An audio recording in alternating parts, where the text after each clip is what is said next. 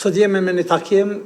e cila është e kemi qujt na edhe java e takimeve në secilin vend Ballkanit Perëndimor, veç kanë filluar tryezat e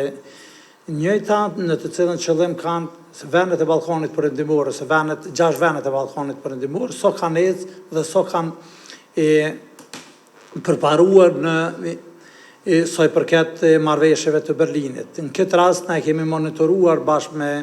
përmend organizatat që është kryesore në këtë organizim nga Shqipëria, dhe nëse mundet në ekran ndoshta me publikue, është pjesa kena bërë një monitorim prej tetorit deri në prill, domethënë prej 9 marrëveshjeve të cilat u dashur që të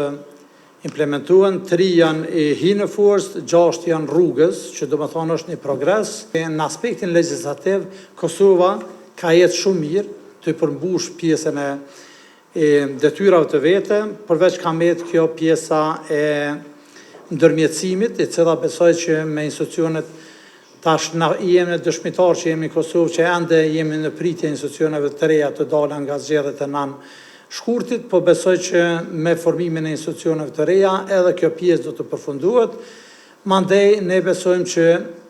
me marrëveshjen e CEFTA-s ekonomia dhe qytetarët edhe konsumatorët do të jenë përfitues, domethënë lëvizja e lirë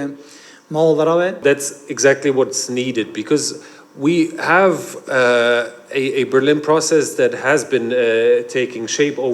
is in its 11th year by now. And we constantly think about how to improve it, how to make it better, how to make it more effective. And one element that comes to mind is to ensure that there is a discussion in the region between all stakeholders involved and participating, because this is what's needed. It's not a process that is to be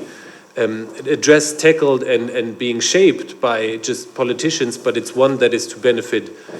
all of these societies here. But not only, it's very much a two-way street. It's